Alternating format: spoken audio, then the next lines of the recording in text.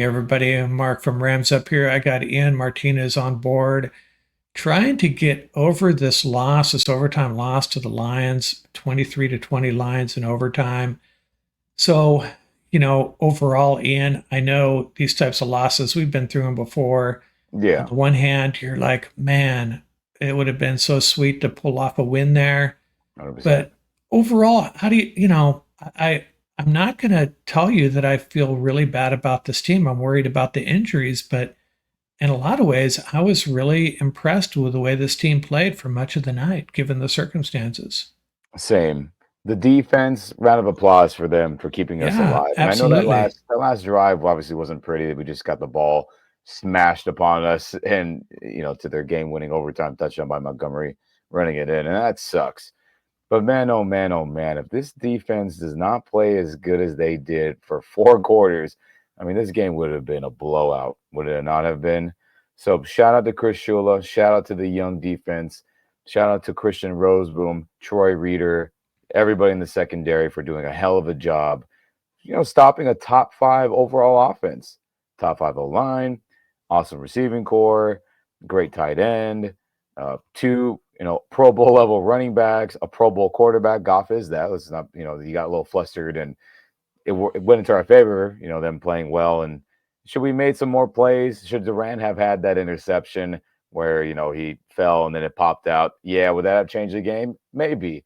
But for them to hold strong for 4 quarters and give the Rams offense a chance, I mean, without them, this game would have been an ass kicking, I believe. So shout out to Shula for getting that unit ready to go and to play some serious hard nosed football against a top five offense, right, Mark? Yeah, I mean, that defense was flying all over the place from the get-go. We gave up the one big play and we gave up two drives. Other than Yeah, that, a lot of three and outs, and there were just yeah, bodies flying all over the place. And yeah, yeah, I mean, I think all the guys that stood out that played really well, Kobe Durant had a really good night. yeah. Jared Verse and Byron Young had their moments. Kobe Turner a Mhm. little bit quiet, but I have a feeling when you look at the tape, as McVay always points out, it's about opportunities. Yeah, Just because he's not showing up on the stat sheet, making flashy plays over and over again, doesn't mean he didn't have a good night. no, for sure. Braden Fisk had some moments late, I think, and Mhm. the two linebackers, yeah, a lot to be happy about. And then when you can consider, from my perspective, I know a lot of people, I know you and Paul are going to ask for more running.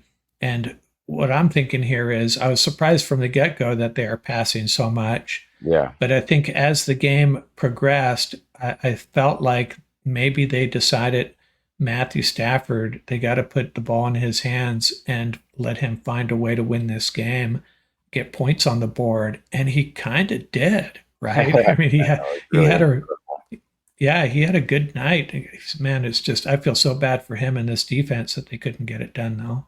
Yeah, and to that point, I mean, I'm a proponent of running the football with your all-pro running back, Kyron Williams, and he got 18 carries at the end of the day. But that first half, he only had what 5 carries or something like that, right? Like, I think Yeah. we rushed the ball for like 8, 9 times for not very much, but the yards per carry was over 6. And I know the Rams are a pass-oriented philosophy with Sean McVay, and obviously with Matthew Stafford quarterbacking the team, you want to use that magical all-time arm to be able to launch it anywhere, anytime on the any play on the football field. And we saw a lot of his magic happen in this game. But there has to be some type of balance. And why I say there should be balance outside of just the normal balance I think this team should have is that when you pay all that money to your guards and then center, who's now flip flopping in the game, right? Jonah Jackson is going back to guard. Yeah. We'll talk about that in a second. I think you have to lean on those guys because when you have two backup offensive line tackles in the game, I don't know why the game plan is let's stress them as much as possible, right? And the quick passing game relieves that stress of them having to, pass protect against some good edge defenders and an all pro level edge defender in Hutchinson. But for us to pass that much, it's really, really questionable based on who is on the line, based on the injuries that happen in the game, and who you had to keep replacing. You're going further down the depth chart. And there were some drives where it held up. Obviously, that big third down where Stafford was holding his hands and arms above his helmet when he Oh, knew he missed Cooper Cup. But why did he miss him? Because the pressure got there immediately. And if Stafford had time to step up or he had an extra half a second or so, he would have hit Cooper Cup and that probably would have ended the game.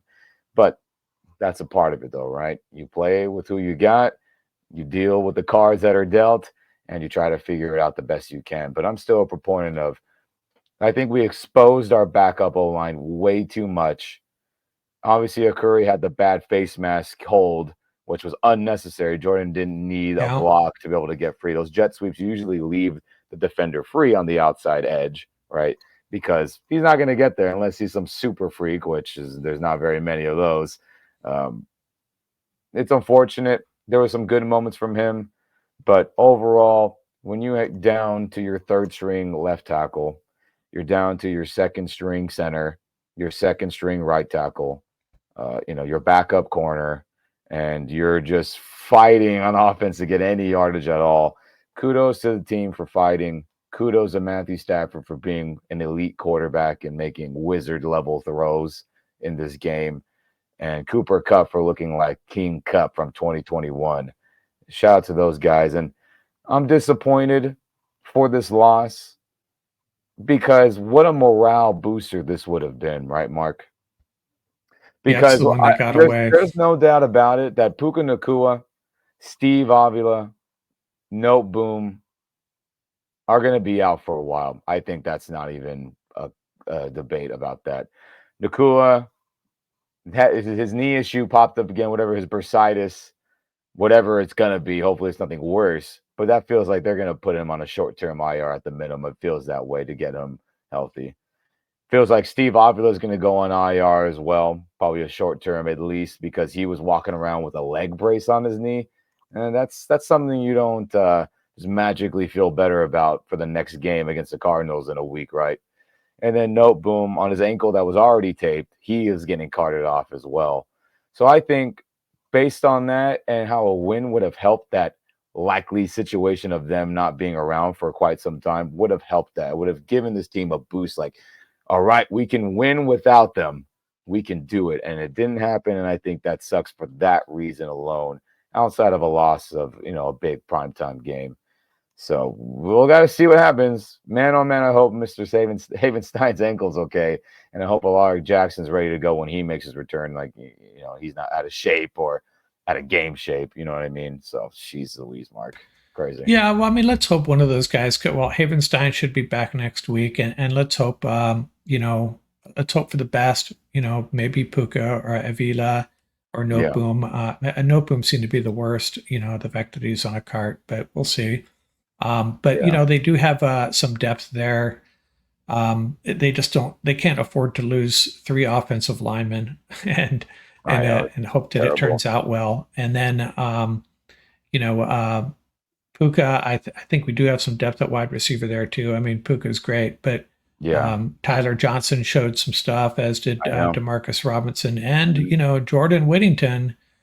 I don't want to just come out and say this rookie is going to step up and be the next Puka Nakua, but he does look like he has the juice. That very Yeah. similar to what a very similar type receiver too. When Puka's So been out of practice, the joint practices, they had Whittington and Johnson in that role, being the pseudo fullback and all the duo and all the lead isolation runs that you see where, Puka or Cups doing a wham block, kicking it out of the end or leading up the middle to get a D tackle or a linebacker. So I think Whittington will be in that role, and I think we'll see him and Cup be those, half fullback, half receivers in those wham blocks, those inside leads.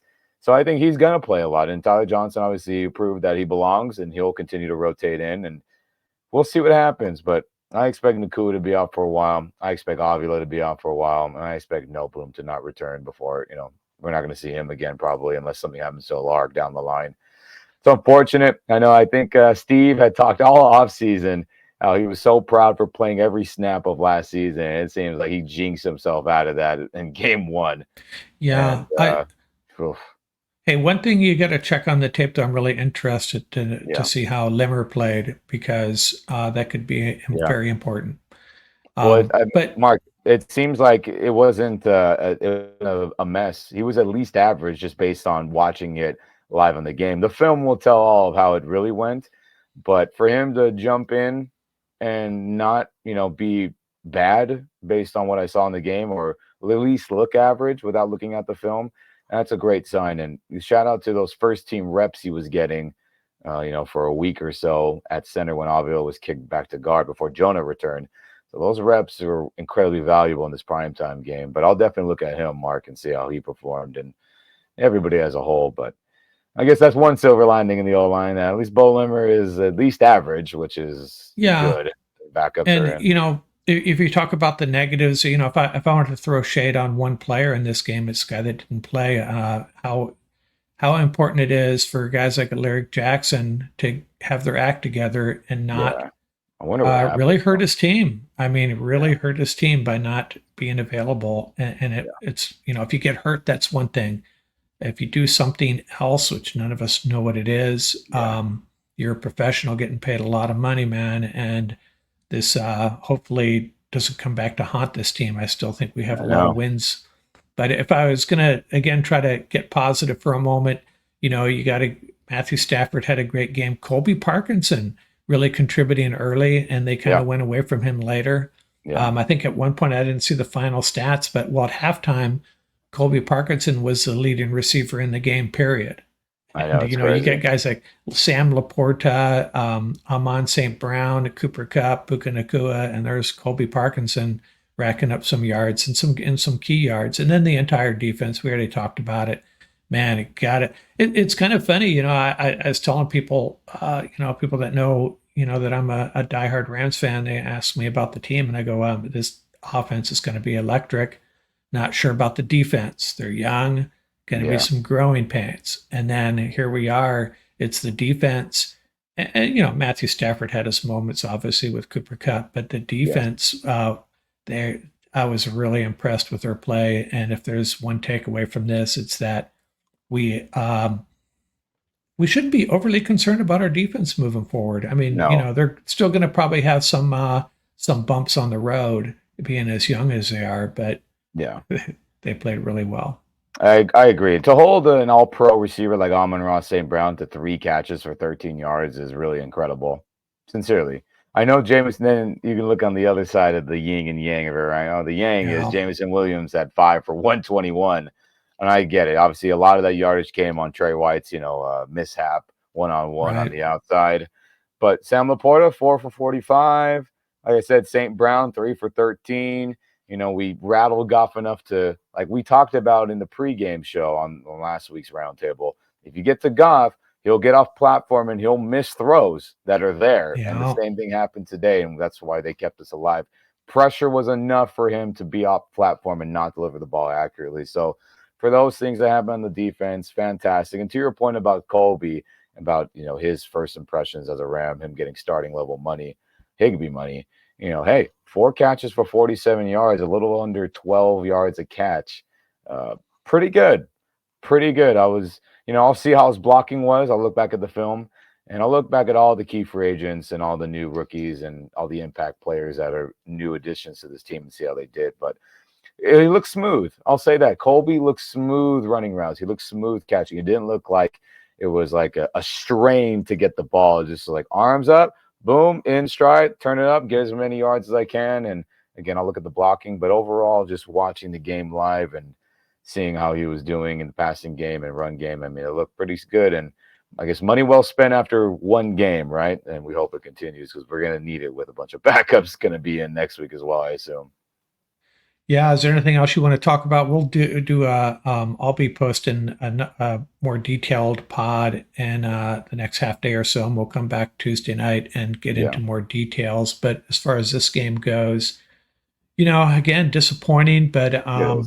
if I, we one of the things that we thought was going to be a big deal was the battle in the trenches, Yeah. and it was almost irrelevant. I mean, with the injuries and stuff, and the way Yeah. the Rams approached this game, I guess, I don't know that we we certainly lost the battle as far as the pass protection goes. Stafford was under a lot of heat, but I think he did a really good job of getting rid of the ball quickly, finding his first read, creating a little bit of space, escaping pressure a few times. He was on his game. Yeah. Positives, real quick, just short. Matthew Stafford's elite. If he has time, he'll carve you up and make any throw out anywhere at any time. Cooper Kupp looks healthy. He looks like King Kupp from 2021. Defense under, young defense with Chris Shula looks awesome. There's obviously moments where it's not perfect, and we can look at the overtime drive, but that's good. And I think based on all that, based on how the O line is we're just going down the depth chart. Let's see what happens going forward. A win would have been great, everybody, but feel good about Stafford, feel good about this young defense led by Shula, and feel good about Cooper Kupp looking healthy. And we'll worry about everything else, during the week, and hopefully things get corrected and better game plans are set by Sean McVay. Run the football a little more with your all-pro running back. Protect your backups by running the football instead of having them pass protect. So we'll see what happens. Long season, right? Many more weeks of important football to be played, but we got to get a win against Arizona because 49ers come to town. Packers are not too far after. Bears, Raiders with a good defense. So things will get rolling fast and will snowball bad fast if we don't get things figured out. But I believe in this organization to do that for sure. Hey, one other thing. Got to feel a little bit better about our kicker. Yeah, that's right. I know that's how crazy this game was. I was you got to take your wins where you get them, right? Yeah. So I mean, we didn't force Cardi to kick a super long field goal, but everything was down the middle for the most part, in between the uprights. There was no weird wobble and or curvature to his kicks. Everything was pretty straight line, and hey, that's what you want to see from a kicker who was bombing, high 50s, pushing 60 in college. You want to see him be able to easily make the field goals that should be made. And so far, it's been that way. Wasn't that case last year at all, pretty much the whole season. So I hope that continues for Cardi. That is a positive too, Mark. I agree. Yeah. Yeah. Okay. Anything else you want to talk about, or you want to leave it for the round table? Losses suck, everybody. But remember, there's another week to feel good. And hopefully the Rams could do that and feel good after a Cardinals possible win, which needs to happen. So we'll see. Season ain't over. 0-1 is no fun, but that can be transformed into multiple wins in the near future. And let's just hope we get a Lark back healthy and Rob Havenstein back healthy, so it's not the end of the world on O-line. So Stafford could just dice anybody up. Yeah, and look at it this way. The Rams were getting much respect going into this game. The point spread, it was up to 5, I think. Correct. Nobody was picking the Rams in this game, and hopefully they earned some respect, although that's probably going to be tempered by the fact that, but you lost 5 guys to injury. So yeah, it's brutal. But it's like you say, it's a long season. Very, very well coached team. A lot of young, hungry players. Some good leadership. They're going to be okay. Just got to bounce back with a win. Remember, they were 3-6 last year before they got rolling. Rams will be okay. Really, overall, the loss sucks, but I feel a little bit better about this team today than I did this morning. Yeah, same. Just hopefully wins start coming soon, or things will get ugly. But hey, there's always a chance to right the wrongs. And the injuries maybe aren't as bad as we suspect. That would be the other thing. Fingers crossed, dang it. Who knows anymore? Okay, Ian, thanks a lot. Nice little quick reaction. Lions 23, Rams 20 in overtime. Not the end of the world. We'll move on. Rams will get a win next week against the Cardinals, and we'll go from there. Out here, and we'll have a couple more drops over the next few days on the YouTube channel and on the podcast. So be sure you check them out, and please subscribe and like these videos. Really appreciate it. Thanks a lot, Ian. Have a good night. Thanks, Rams Nation. Thanks, Mark. And let's get a dub next week, right? Will do. Okay, out here.